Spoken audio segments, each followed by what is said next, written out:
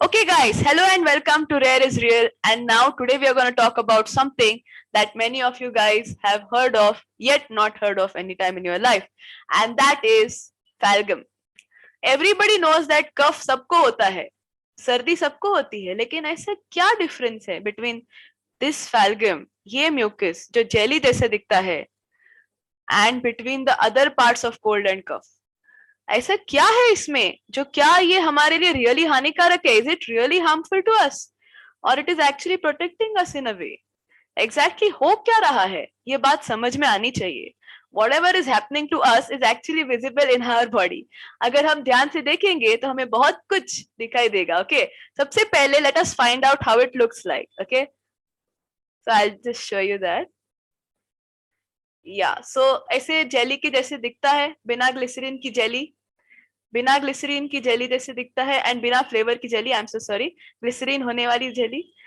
ऐसे कफ आता है. What is the general timing this happens? According to observations it has been observed that जब हम sleep से उठते हैं, whenever we get up from sleep, morning में, अर्ली मॉर्निंग दिस हैपेंस, और you have had too much of ice cream और something, तो भी ये होता है. लेकिन एग्जैक्टली हो क्या रहा है, ये बात पता होना बहुत जरूरी है. क्या ये सिकनेस है या ये हेल्थ है? ओके, सबसे पहले तो इस चीज से डरने की कोई जरूरत नहीं है अनलेस तुम्हारा ब्रीदिंग बहुत ज्यादा अफेक्ट हो गया हो.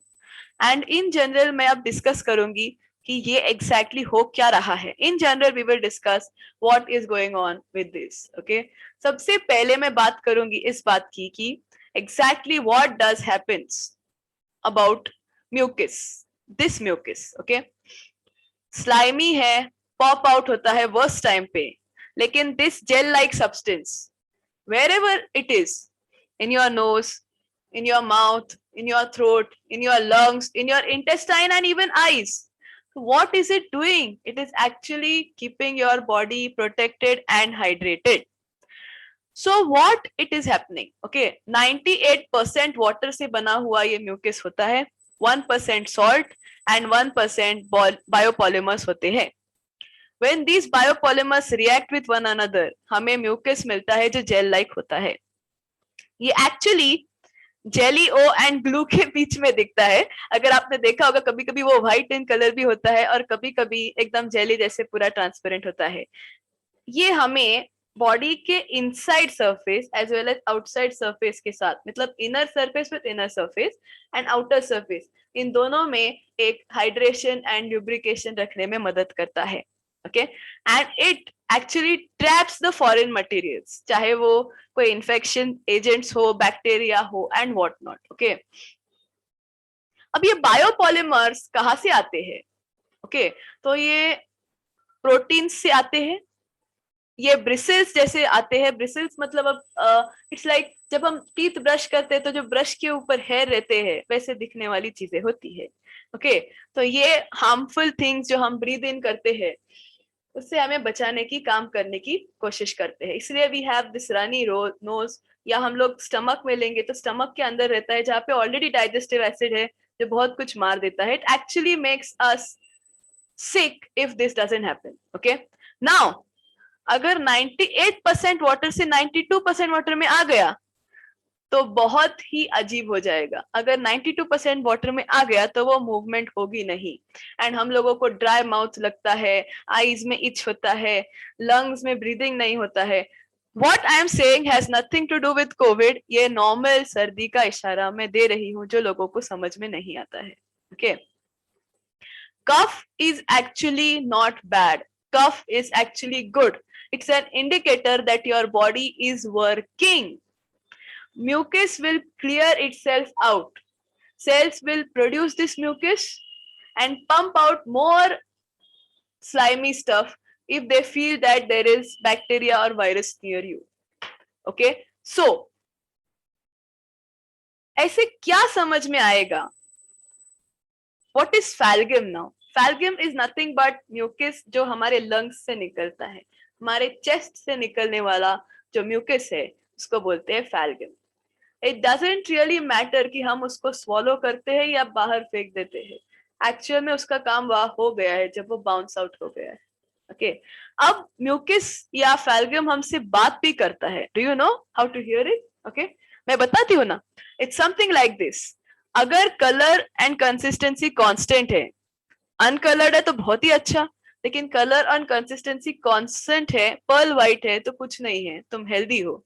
अगर वो ग्रीन की तरफ जा रही है, then something is not right, there is some infection, there is some small infection, there is some irritation in your body and you have to be careful. थोड़ा बहुत केयरफुल तो रहना पड़ेगा। बट अकेला कलर से क्या हम बोल सकते हैं कि इन्फेक्शन है?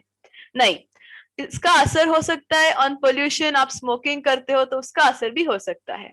ओके अगर बहुत डिफिकल्टी हो ब्रीदिंग में, if there is too much difficulty in breathing, kindly go see a doctor, but if there is not, at least get a gargling, man. That is very very very very important. Okay, then most concerning color green है क्या? नहीं, the most concerning color is red.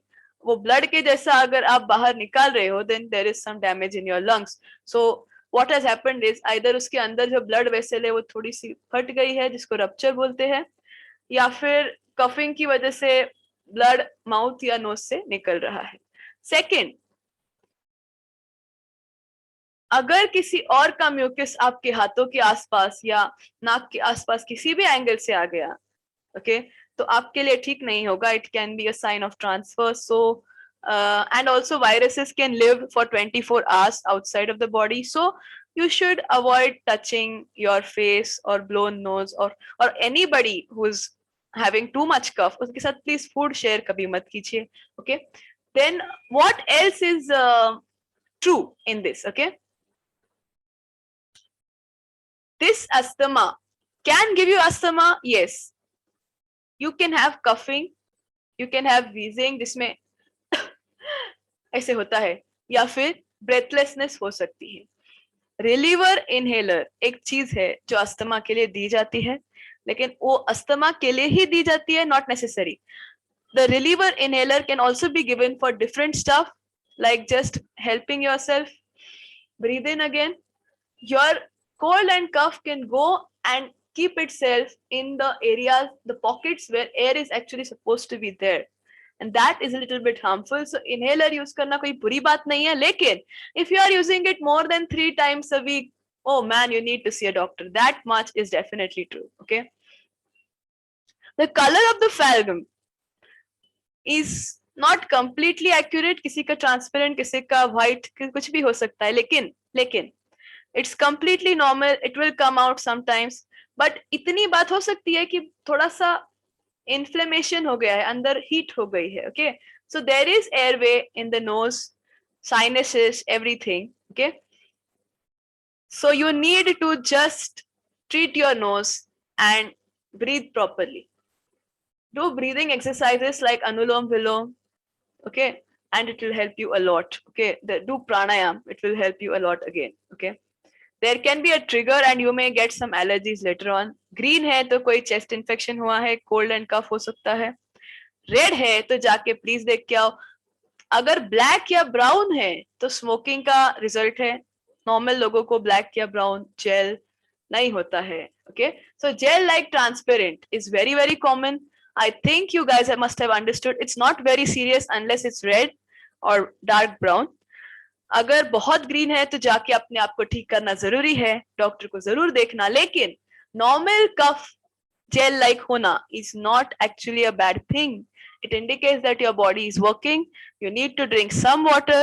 okay, you don't need to become hyperactive on this point. hyperactive होने की कोई जरूरत नहीं है, उल्टा आपकी बॉडी हाइड्रेटेड है। पानी पियो, आराम से रहो, मजा करो, प्राणायाम करो, बहुत ब्रीदिंग एक्सरसाइजेस करो एंड आराम से रहो। okay, see you in the next video. Kindly subscribe the channel, like, share and comment, guys. Would love to hear from you. okay, see you, love you, take care.